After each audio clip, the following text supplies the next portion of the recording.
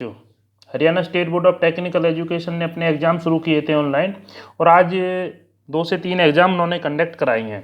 तो दिन भर में जो एग्ज़ाम हुए हैं उन सभी का फीडबैक, उन सभी में क्या प्रॉब्लम्स आई, क्या उनमें अच्छा रहा बच्चों के लिए, कहाँ पे बच्चों को दिक्कत आई, इन सभी चीज़ों को डिस्कस हम करेंगे पॉइंट वाइज। तो 2 खुशखबरी आज Haryana state board of technical education ने बच्चों को दी हैं। अब आपको समझना है, एक तो सबसे बड़ी खुशखबरी जो बच्चों के लिए वो ये है कि जो 45 मिनट का टाइम था, उस टाइम को बच्चे अपने एंड पर बढ़ा सकते हैं। उन बच्चों को ज़्यादा टाइम मिल सकता है क्योंकि 45 मिनट में आपको 50 क्वेश्चंस करने थे। लेकिन अगर आप थोड़ा सा अपने कंसंट्रेशन और अपने जो टाइमिंग है उसको नोट करके पंक्चुअलिटी के साथ अगर एग्जाम में अपीयर होंगे तो आपको एक्स्ट्रा टाइम मिल सकता है। इस चीज़ को आपको समझना है कि किस तरह से आपको एक्स्ट्रा टाइम मिलेगा। दूसरी चीज़ जो बच्चों को आज दिक्कत आ रही थी कि उनको वार्निंग इश्यू हो रही थी। जो सबसे ज़्यादा जो आज वार्निंग इश्यू हुई है वो हुई है उनको कैमरे को लेके, कि बच्चों का कैमरा विजिबल नहीं आ रहा था या बच्चे कैमरा में विजिबल नहीं हो पा रहे थे। तो प्यारे बच्चों, जो कैमरा वाला इशू है उसके लिए आपको क्या ध्यान में रखना है कि आप जिस जगह पे बैठें वहाँ पे प्रॉपर लाइटिंग हो, वहाँ पे प्रॉपर लाइटिंग हो। दूसरी चीज़, अगर आप फ़ोन से एग्ज़ाम दे रहे हैं तो फ़ोन को अपने हाथ में ना रखें, फ़ोन को स्टेबल रख दें। फ़ोन को अगर आप स्टेबल रखोगे तो उससे क्या होगा कि फ़ोन की मूवमेंट नहीं होगी, और फ़ोन की मूवमेंट नहीं होगी तो आपका कैमरा अच्छे से वर्किंग करेगा और आप कैमरे के बाहर भी नहीं जाओगे। क्योंकि अगर आपका फ़ोन हाथ में रहेगा तो उसमें की माइनर मूवमेंट होगी, और माइनर मूवमेंट से मे भी ये हो सकता है कि आप कैमरे में विजिबल नहीं हो, और आपको ये कैमरे में अगर आप विजिबल नहीं होंगे तो आपको एक वार्निंग इशू होगी। तो इसलिए अगर आप अपने फ़ोन को फिक्स रखेंगे तो आपको वार्निंग इशू नहीं होगी या वार्निंग कम इशू होंगी। ये चीज़ आपको ध्यान में रखनी है। दूसरी एक बात थी कि देखिए, हम समझते हैं, लास्ट टाइम भी हमने आपको बताया था कि फ़ोन का कैमरा आपको और चालू रखना है, पेपर को शांत जगह पे बैठ के देना। दूसरी एक जो बात है वो सबसे इम्पोर्टेंट, इस पॉइंट को अगर आपने नहीं समझा तो प्रॉब्लम हो सकती है, कि कैमरे के सामने किसी भी हालत में दूसरा आदमी नहीं आना चाहिए। कैमरे में कोई दूसरा आदमी नहीं दिखाई देना चाहिए, और फ़ोन कॉल और वो आपको रिसीव नहीं करनी है। कैमरा ऑफ नहीं करना है और कैमरे के सामने से आपको हटना नहीं है। जो टाइमिंग वाली बात है उस चीज़ को समझते हैं कि टाइमिंग जो दिया गया था आपको 1 आवर्स का दिया गया था। जो टाइमिंग था वो आपका 15 + 45 मिनट था। अब इस चीज़ को समझिए, 15 + 45 मिनट क्या था। 15 मिनट आपका लॉगिन टाइम था और 45 मिनट जो था वो आपका पेपर का टाइम था, जिसमें आपको कितने क्वेश्चन करने थे, 50 क्वेश्चन करने थे आपको 45 मिनट में। लेकिन बच्चों, आज जो हुआ है, जो देखा है कि अगर किसी बच्चे ने 10 बजे उसका एग्ज़ाम होना है, बात को समझिए कि एग्ज़ाम कब होना है, 10 बजे, और उसने 10 बजे लॉगिन किया, तो मान लेते हैं कि उसने 5 मिनट लॉगिन में लगाए कि भाई और फ़ोन नंबर डाला, रोल नंबर डाला, पासवर्ड डाला, लॉगिन किया, कैमरा ऑन किया, माइक्रोफोन ऑन किया, तो इस प्रोसेस में उसने 5 मिनट लगाए।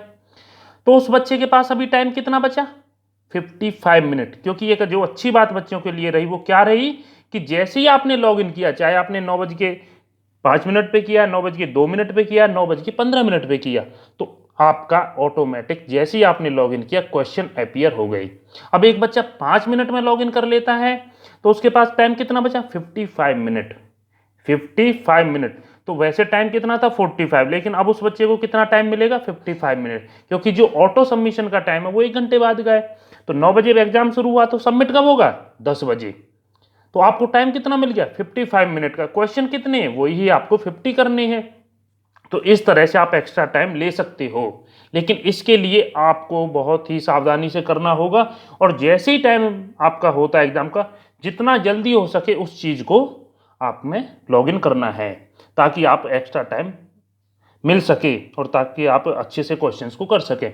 दूसरी जो बात है जो आपको ध्यान में रखनी है कि वार्निंग 5 इश्यू होने का था, 1 आउट ऑफ 5, 2 आउट ऑफ 5 इस तरह से, लेकिन आज बच्चों को 5 से ज़्यादा वार्निंग भी इश्यू हुई हैं। कई बच्चों को, ऐसे बच्चे भी हैं जिनको 5 से ज़्यादा वार्निंग इश्यू हुई हैं। तो आपको जो मेन चीज़ है जो आपको ध्यान में रखना है कि कैमरे के सामने से हटना नहीं है, कैमरे के सामने से हटना नहीं है। दूसरा, कैमरे पर आपकी लाइटिंग अच्छी हो ताकि उस कैमरे को आपको कैप्चर करने में कोई प्रॉब्लम ना हो। अगर आपका कैमरा अच्छे से फंक्शनिंग कर रहा है और आपका फेस अच्छे से क्लियर उनको आ रहा है तो आपको जो वार्निंग इश्यू होने की वो चांसेस कम रहेंगे। दूसरी चीज़, जितना जल्दी आप लॉगिन करोगे उतना आपको एक्स्ट्रा टाइम मिल जाएगा, क्योंकि ऑटो सबमिट जब होगा तो वो 11, अगर 9 बजे एग्जाम शुरू हो रहा है तो वो 10 बजे होगा, लेकिन आपने 2 से 3 मिनट में लॉगिन कर लिया तो आपके पास टाइम कितना बचा, 55 टू 58 मिनट। तो इस चीज़ को समझें कि जितना जल्दी हो सके उतना जल्दी लॉगिन करें, कैमरे के सामने से ना हटें। अगर आप कैमरे के सामने से नहीं हटेंगे तो आपको वार्निंग भी इशू नहीं होगी। ये सारी चीज़ें हैं जो आज के एग्ज़ाम के दौरान बच्चों के फीडबैक से पता लगी हैं। जिन बच्चों ने एग्ज़ाम दिया उन्होंने सारी चीज़ें बताई हैं कि सर 5 से ज़्यादा वार्निंग मिली हैं, या ये हमारे साथ प्रॉब्लम्स आई। जिन बच्चों का लॉगिन हो गया तो लॉगिन के जस्ट बाद क्वेश्चन हो रहा है, लेकिन वो क्या हो रहा है, 11 बजे ही सबमिट हुआ है। तो आपको मे बी ये हो सकता है कि एक्स्ट्रा टाइम मिल जाए, तो इसलिए जितना जल्दी है आप कोशिश करें लॉगिन करने की। अगर आपको एक्स्ट्रा टाइम इस तरह से मिल जाता है, देखो 45 मिनट में एग्ज़ाम सबमिट होता है, 45 मिनट बाद, तो ठीक है 45 मिनट ही आपको मिले हुए। लेकिन अगर आप जल्दी लॉगिन कर लेते हो और आपको 50 मिनट या 52 मिनट या 55 मिनट मिल जाते हैं तो इससे अच्छी बात क्या होगी। एक चीज़ का विशेष ध्यान रखें कि पहले थ्योरेटिकल क्वेश्चंस को करें, पहले थ्योरेटिकल क्वेश्चंस को करें। उससे क्या होगा कि आपके लिए दूसरे क्वेश्चंस का टाइम आपके पास ज़्यादा मिल जाएगा।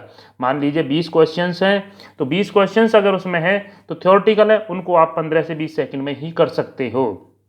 तो जो एक क्वेश्चंस के लिए इन्होंने लगभग 54 सेकंड्स का टाइम दिया है, 52 या 54 सेकंड का एक क्वेश्चन का टाइम है, तो आप अगर 15 से 20 सेकंड में 20 क्वेश्चंस कर लेते हो तो 20 क्वेश्चंस का जो 30 सेकंड का टाइम था वो आपने बचा लिया, और दूसरे 30 क्वेश्चंस के लिए आपने 20 सेकंड टाइमिंग बढ़ा ली।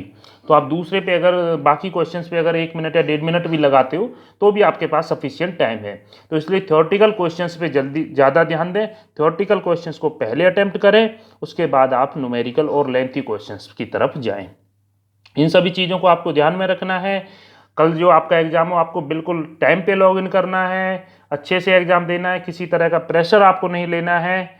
एग्ज़ाम की आप जितना ज़्यादा से ज़्यादा भी आपके पास टाइम है, 8, 10, 12 घंटे जो भी हैं, उसमें MCQ क्वेश्चंस पढ़ने की कोशिश करें, प्रैक्टिस करें उनको लर्न करने की, ध्यान में रखें कि किस क्वेश्चंस का क्या आंसर था, और जितने ज़्यादा हो सके MCQ क्वेश्चंस को अपने माइंड में सेट करें, ताकि कल आपको थ्योरेटिकल क्वेश्चंस में टाइम का आंसर देने में बहुत कम टाइम लगे, जो आपके लिए बहुत ज़्यादा बेनिफिशियल रहेगा।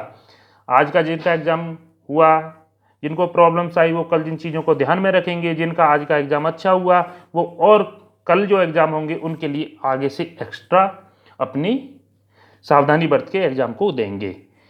Best of luck.